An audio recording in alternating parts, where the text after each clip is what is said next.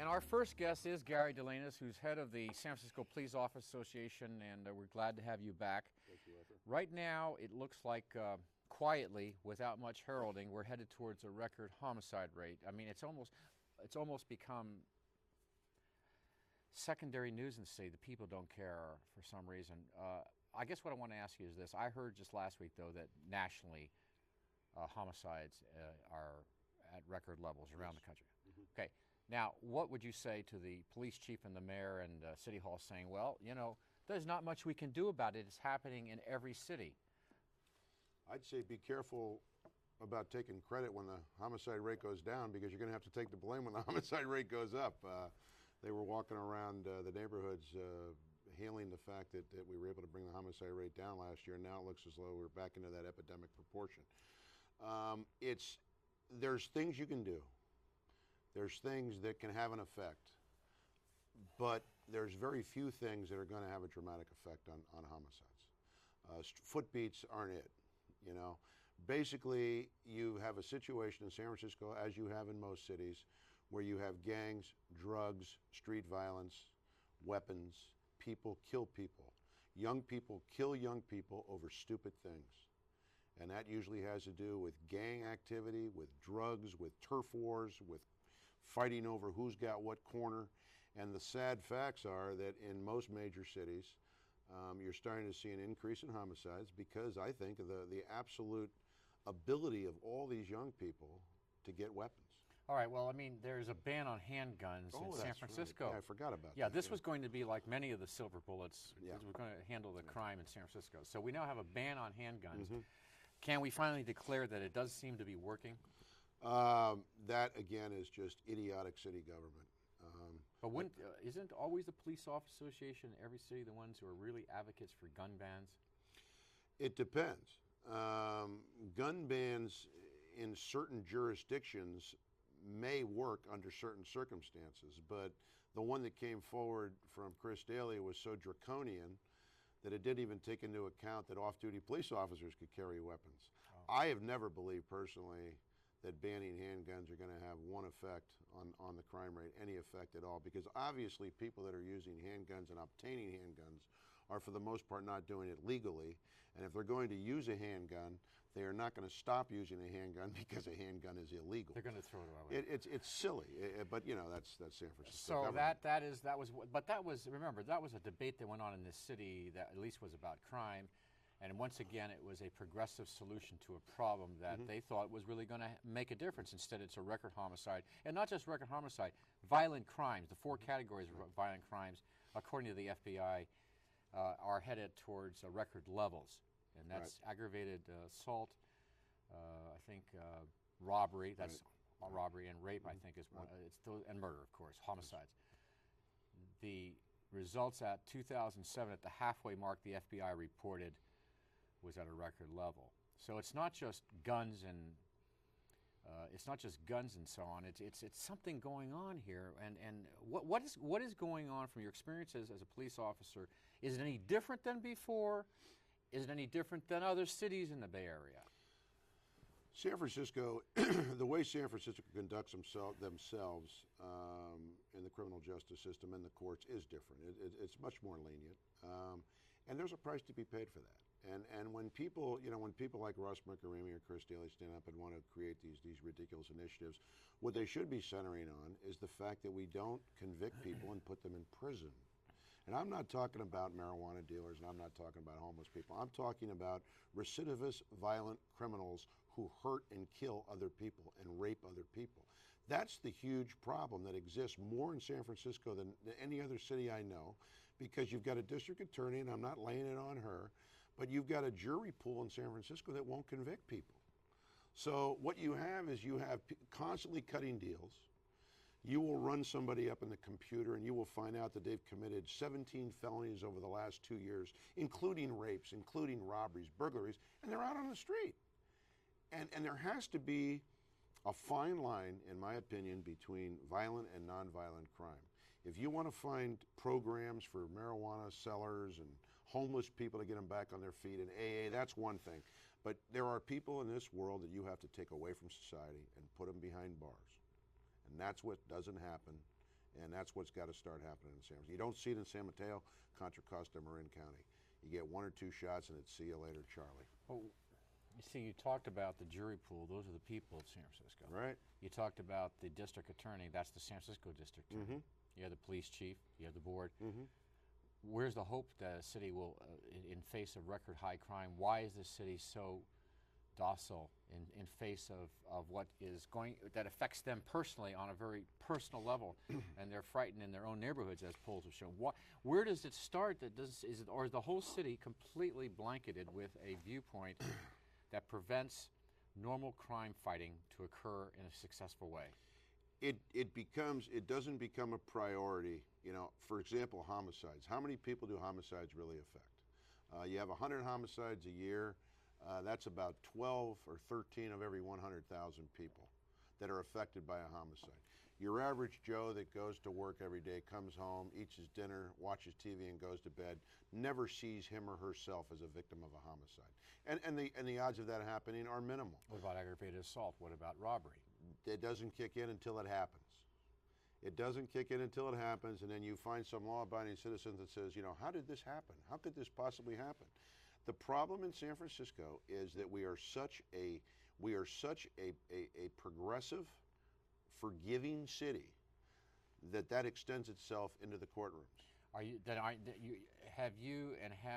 Has the force just accepted that that's the way it's going to be? Oh, it's you know, what happens to cops, and this isn't unique to San Francisco. I mean, other big cities have the same type of problem. San Francisco is probably a little bit worse because of our, you know, we're drowning in our own liberalism, as I like to say. You know, we at one time were a progressive, wonderful city that opened our hands to other people. Now we've taken such a far turn left, you know, we've left the country, so to speak. The cops are immune to it at some point. When I was in narcotics for 15 years, we had undercover cops go out there and make street buys from people in the Mission and the Tenderloin and the Bayview, and it became comical. We would buy cocaine from a suspect, and then, you know, he'd go to court, and then we didn't really know what happened to him. And then 4 weeks later, we'd buy from the same suspect, and then we'd buy from the same suspect again 4 months later. And this would go on 6, 7, 8 times in a year. And you finally say to the guy, "Why aren't you in prison?" Well, I don't know. You know, they gave me probation, they gave me an extension, I'm on bail. Yeah, it's just, and then eventually it manifests itself in death. Like I tell people all the time, if drug dealer A kills drug dealer B, and they were both where they were supposed to be, which is probably prison, you'd have one less murder, you'd have one less victim, because they should be in prison serving time for probably some unrelated incident. So let me ask you again, have you concluded, and has the force concluded, that's the way it's going to be in San Francisco? Yes. Okay. And of course, then on the other side of the coin, they have their, the progressives have their concerns with police officers, and now they have a tracking system in place. Yes. So is that in place? Yes. Okay. We're the problem. Got to keep an eye on us. And so how does the system work? The system works this way. If there's a series of about 10 things, which each have 1 point, and in a 6-month period, if a police officer gets a combination that adds up to 5 points, they need to be counseled. These include OCC complaints, which are 93% of the time a joke.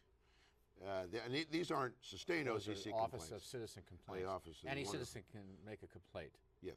Yes. And then if they have the badge number, then that officer gets a point just for the complaint being filed without any verdict about whether the complaint was good or bad, true or false. What happens is they are so backlogged. The controller just did a report on OCC that just came out that labeled OCC as incompetent, inept, and corrupt. These are the people that watch the cops. But you're saying that if citizens go down and file a complaint, whether or not that complaint shows anything at all, it's a point against the police officer? Yes. Whether there's any merit to it at all. That's 1 point. Then you get a point against you if you become involved in a chase, a pursuit, even if you don't break any department policy. Wait a minute. Does that mean you can't chase anymore? Well, you get a point. Hold on. Are you saying that when a police officer is doing his duty and he has to pursue, that's a negative point in this tracking system? They don't say it's negative. They say it's not. It's a point. It's counseling, yes. But it's a point. Yes.